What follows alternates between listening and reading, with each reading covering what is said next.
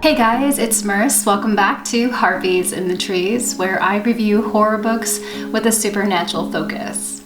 So today is a good day and it's a sad day because I'm going to be opening up the last Abominable box for the unforeseeable future. It's not because I canceled my subscription or I asked to have it put on hold. They went ahead and did that on their own just as a precaution, and I think that was a really good idea.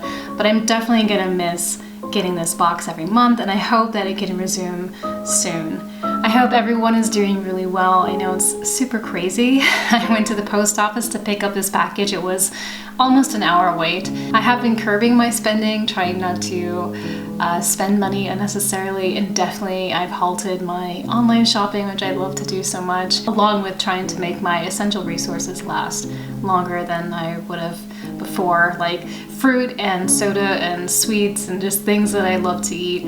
I'm definitely like either not buying them or trying to split them up into halves or even thirds just to make them last, you know, because you don't know now. You don't know when you go to the store if they're gonna have the thing that you want. So it's an interesting time. But I think learning to be frugal and resourceful is a good skill to know. So without further ado, let's get into this Abominable box because I am really excited to open this up.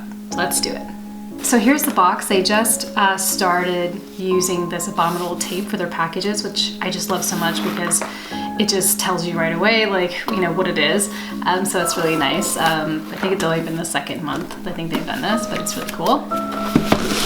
And I have my ceremonial unboxing pentagram knife here. It's a jade knife. It is getting a little bit dull, but like, how do you sharpen jade? I don't think I have the tools for that. Let's open this up.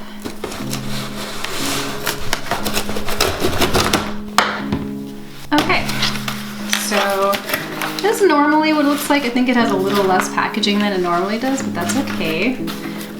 So we have our used book on top. I see there's a magazine.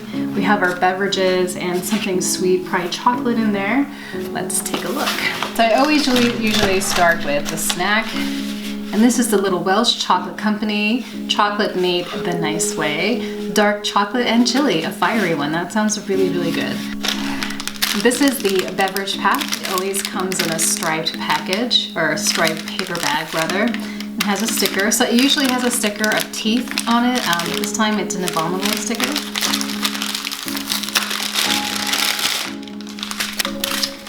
And this is normally something that they would send. We have a hot chocolate, some instant coffees. These are flavored, but they're really subtle, so I like them a lot. I definitely like the caramel popcorn one. And then also 2 teas, mint and raspberry pomegranate. So normally they have a magazine or an ebook, but it looks like this time we're getting a novella. This was Honey Bones from Georgina Bruce. TTA Novellas, number 6. Has like a reflection of a baby doll head in a cracked mirror surrounded by leaves. On the back is what looks like a woman with a shawl maybe, walking along a country road, and in the background there's a mansion, and there's some lights and some intricate looking wallpaper for the sky. Printed in 2020. There's no synopsis, so there is usually a spoiler card, but I think this time because of the coronavirus, they weren't able to get their spoiler cards printed. I will try to look it up and put it somewhere on screen. All right. So in this subscription, you always get a new release, you get a used book, and you get a magazine, ebook, or novella. So the new book for this month is The Twisted Ones by T. Kingfisher. The devil is waiting in between these pages. Chuck Wendig. Read this one with the lights on. There's definitely a handful of reviews back here. Things like a hugely entertaining read, clever, gruesome, funny, downright terrifying. Definitely one not to miss. Innovative, unexpected, and absolutely chilling. So I have no idea what the story is about, so let's read the synopsis. When Mouse's dad asks her to clean out her dead grandmother's house, she says yes. After all, how bad could it be? Answer: pretty bad. Grandma was a hoarder and her house is stuffed with useless rubbish. That would be horrific enough, but there's more. Mouse stumbles across her stepfather's journals, which at first seem to be filled with nonsensical rants until Mouse encounters some of the terrifying things he described for herself.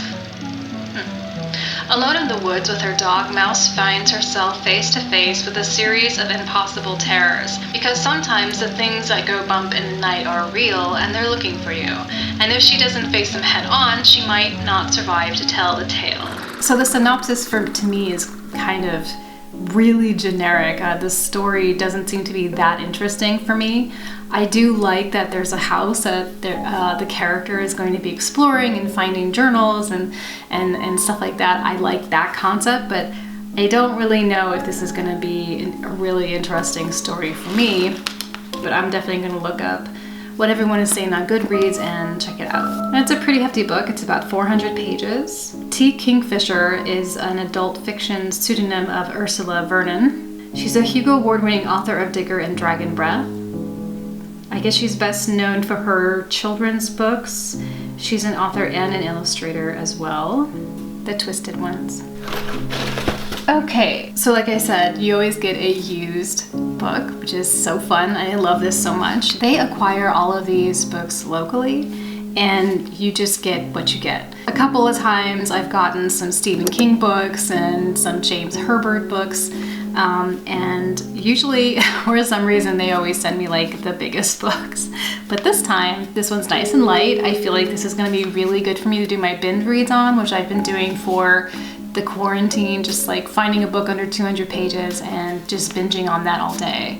And that's been really fun. I've been doing a vlog, like a little mini vlog while I'm reading it, and then doing a review. And that's been so fun. So I think I will definitely, this feels like a good contender for that. So they wrap it up in this really nice brown paper with a wax seal, which is a custom seal that they have made for their accursed library, which the accursed library is where all of the used books go, and the ancient ones, I guess, choose who gets which book. So it's pretty fun and has little blood splatters on it and stuff.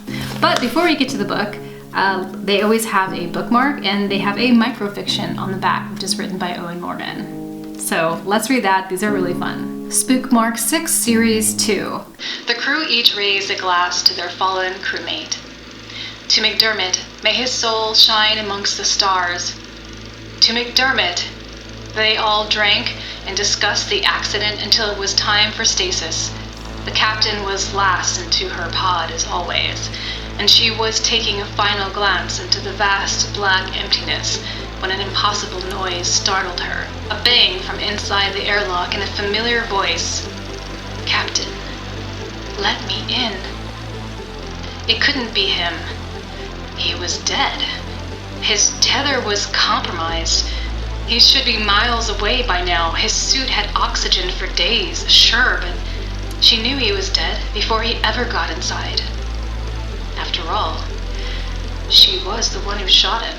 So we won't know the actual title of this microfiction because it's usually always on the spoiler card, but I'm sure it might be on the Instagram somewhere. All right, so let's get to the fun part. This is my favorite part. I will need my ceremonial knife. Oh, and they're using different tape. I like this better.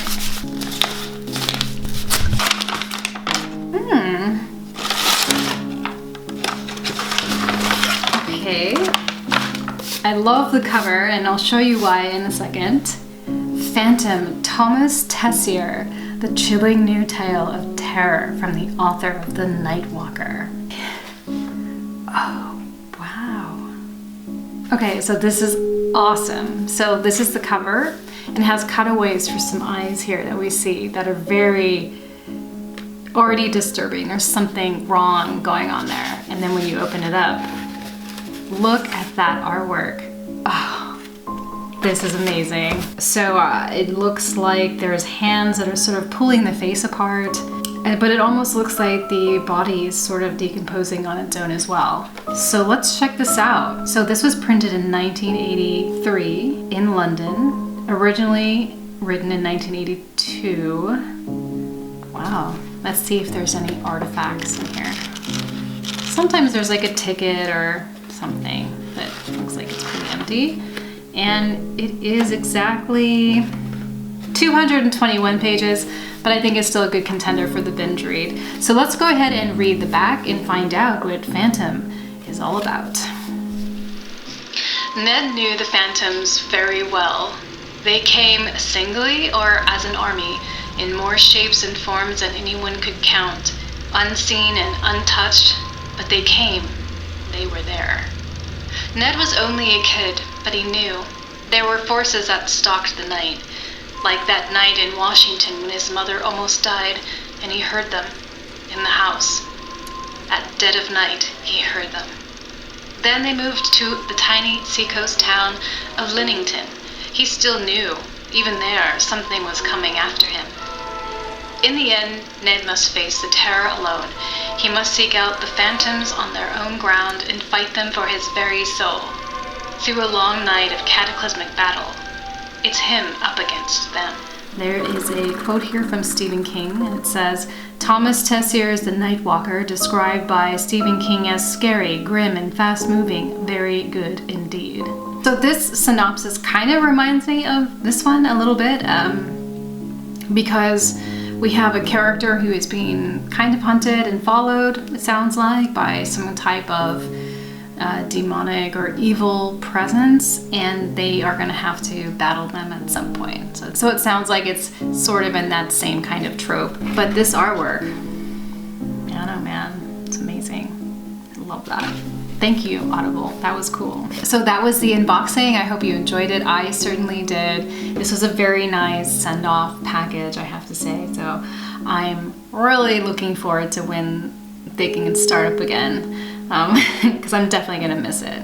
So like I said, I hope you are doing very well and you are maintaining your sanity one way or another during this time. What I've been doing mainly to maintain my sanity is Animal Crossing. Really, really awesome game. I love it so much. Our PC kind of crapped the bed, and because of the virus and the lockdown, we really can't have anyone come over and look at it, so can't play any of my horror games that I wanted to play. I was playing a really cool one called Death Bloom, trying to read things in my library that I've been putting off for a really long time. I've been doing some comics lately, doing a little comic of a little gothic bear named Barry who likes to summon spirits. That's been a really nice way to escape and just explore a whole new side of myself. I'm not really a comic person, but you know, maybe now I am. They're on my Instagram if you want to check them out. But anyway, I hope everything is going well for you, and I will talk to you next time.